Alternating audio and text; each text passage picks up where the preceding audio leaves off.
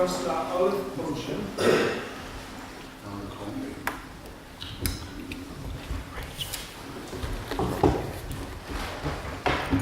Good evening, colleagues. Welcome to the meeting of the Council. Please be seated. Yes.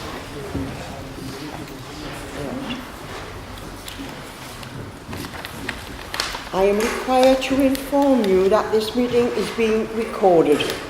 If any member of the public or press would like more information about this, or if they intend to record proceedings themselves, please contact Strategy and Democracy Services, who will be more than happy to advise. Any member who wishes to speak from the floor on any of the agenda items should use the microphone available.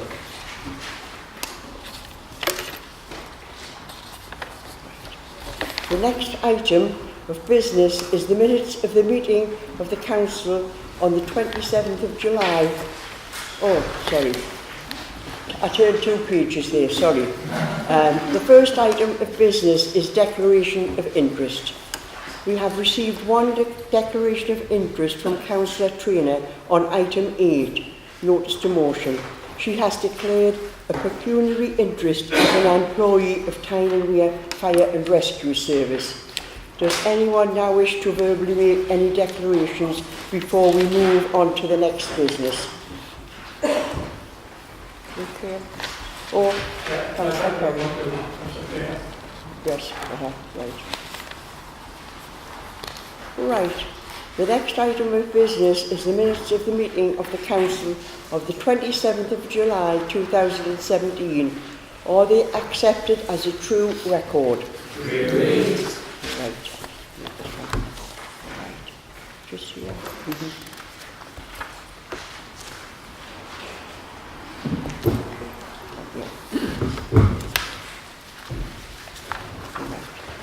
The next business is Mayor's Communications. There are no Mayor's Communications to report on this occasion. The next business is to consider a report of the Head of Pensions on the Treasury Management Annual Report. I will ask Councillor A. Malcolm to formally move the report. Councillor A. Malcolm. Thank you, Madam Mayor. Madam Mayor, Treasury Management is the process by which the Council's cash flow, investment and borrowing activities are managed. It's the Council's practice to comply with the requirements of the Chartered Institute of Public Finance and an Accountancy Code of Practice on Treasury Management. And this code requires that Council should receive an annual report on Treasury Management activity. This report covers the Treasury Management activities for 2016-17. Following the UK referendum result, the Monetary Policy Committee in August 2016 increased its quantitative easing programme and reduced the bank rate from 0.5% to 0.25%. This action was taken to ensure that the UK economy did not stall. Overall, the economy grew through 2016-17. Council will know that a large proportion of the Council's capital expenditure has been financed by borrowing. The borrowing at the year end was £579.8 million against a borrowing requirement of £626.3 million. The underfinancing of £46.5 million was financed temporarily from the Council's cash balances. During 2016-17, £50 million of new long-term borrowings were arranged and £40 million of debt was repaid. In addition, £2 million of short-term borrowing was arranged to assist in cash flow management. The interest charge on debt for the general fund was marginally above budget, but the housing revenue account was well below budget. The investment return for the year on the Council's cash balances was 0.81%. This was well below the return of 0.85% which we assumed in the budget. The rate of return was affected obviously by the reduction in the interest rate which was announced in August of 2016. The organisation that the Council lends to, the periods for which it can lend and the maximum amounts to be invested with each organisation is set in consultation and agreement with Capita Asset Services. During 2016-17, whilst there were new additions or deletions from the lending list, there were two organisations that had their lending period temporarily reduced before returning to their previous position. Council has noted the report. I move the report, Madam Mayor. Right. Was that seconded? All right.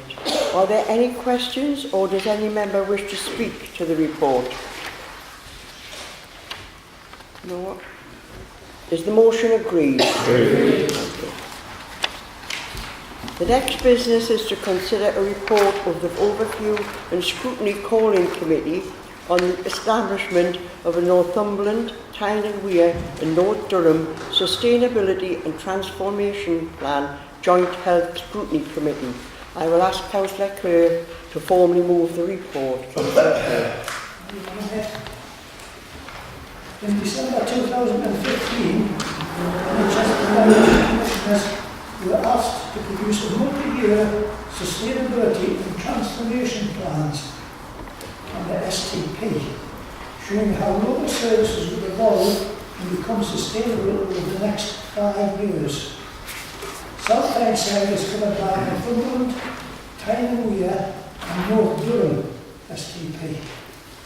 This report asks the Council to agree to the establishment of a Joint Health Scrutiny Committee under the provisions of the Health and Social Care Act 2012, involving all local authorities affected by Northumberland, Tyne and Wear and North Durham Sustainability and Transformation Plan and any associated service to review proposals. The protocol in terms of reference to the Joint Health Scrutiny Committee have been drafted by the health scrutiny officers across the respective local authorities, setting out the updated role and function of the Joint Committee, as well as the proposed representation required from each council. It is proposed that the council appoint 3 representatives in the Northumberland, Tyne and Wear and North Durham Sustainability and Transformation Plan Joint Health Scrutiny Committee.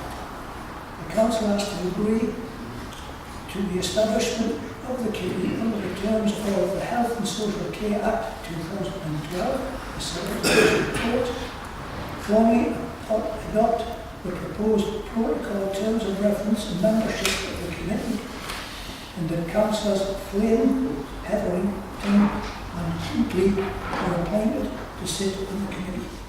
Right. Is that seconded? Seconded. Right. Are there any questions, or does any member wish to speak to the report?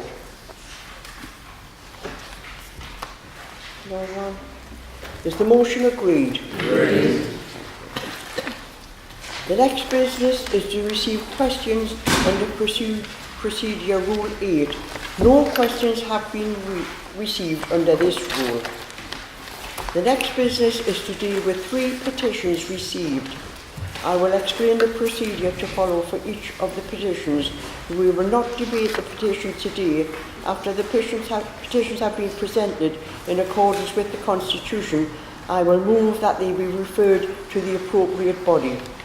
The petition against the exploitation and use of camels in the South Shields Winter Wonderland Parade.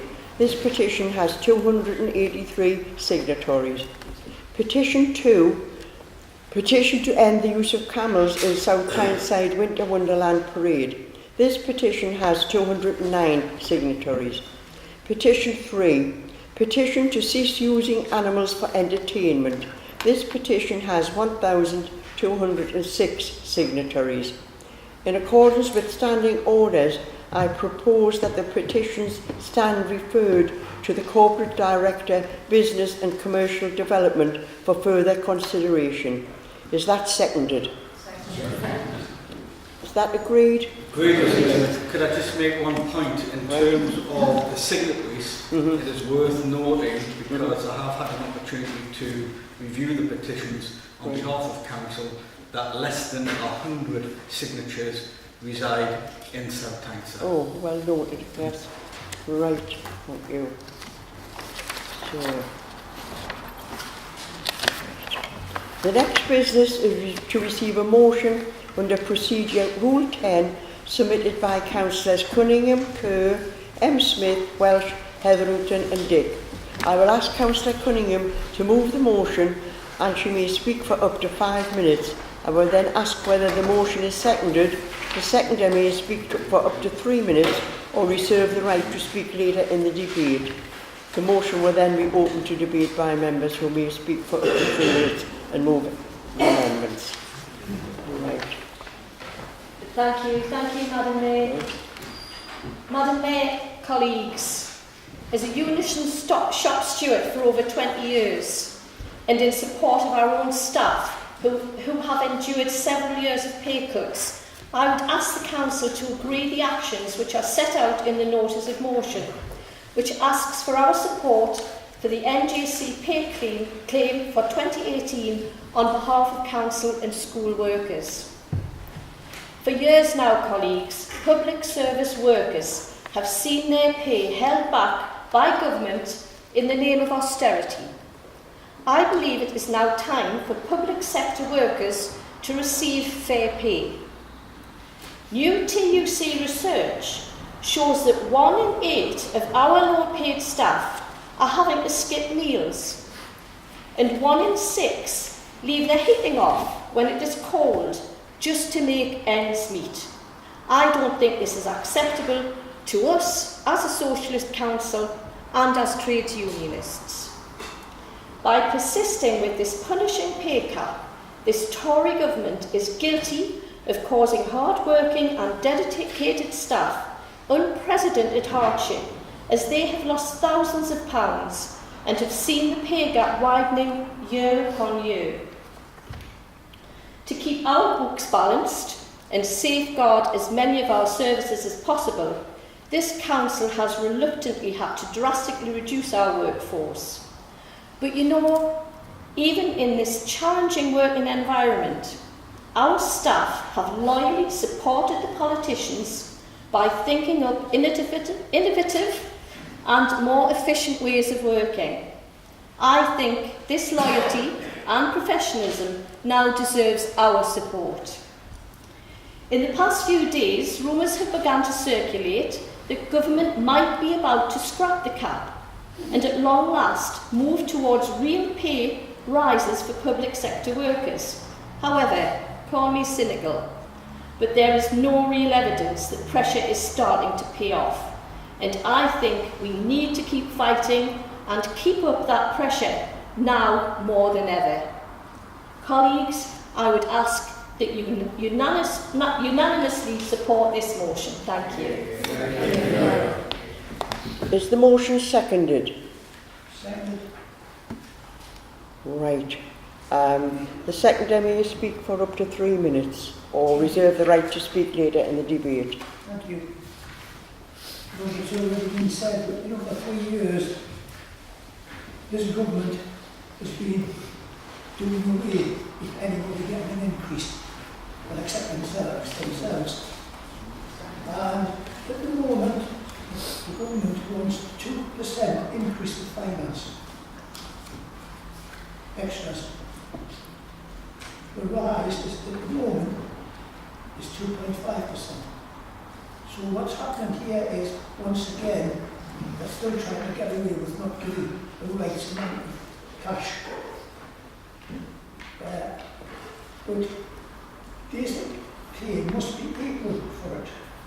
And this government is doing all it can to destroy especially the public sector, because it's the public sector workers who are getting a real hit.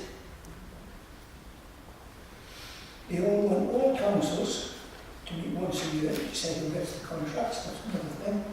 But you know, all of us must go together, councils, unions and the people, to make it clear that to this government must ensure that workers are properly paid, have a wage that is suitable to ensure that they and their families have a proper amount of cash to ensure that they can have a decent food, clothing and houses.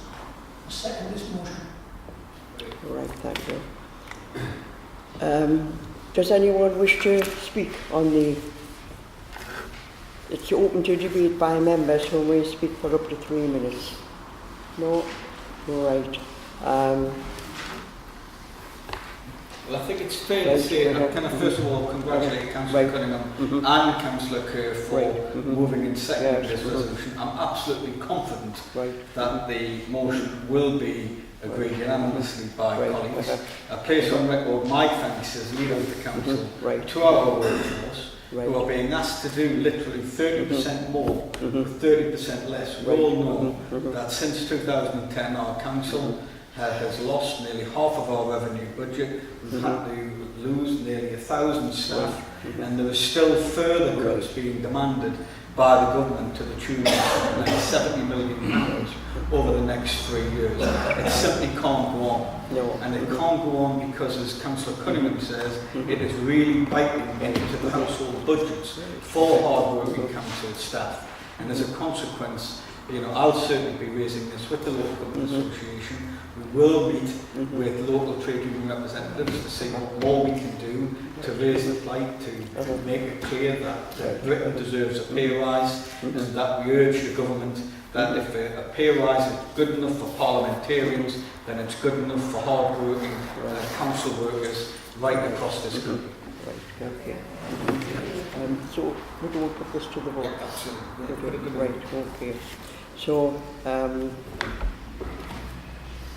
if we put to the vote, that's where the amendments are going to be. Okay, right. Right. Councillor Cunningham, do you wish to reply to the debate? You wish to reply? Right. So you may speak for up to 3 minutes. Right. Right. Would you like to speak to the debate? Right. Okay. Is the motion agreed? Agreed. The motion is agreed. All right. That's it. Okay. That concludes the business for today's meeting. Thank you for your attendance.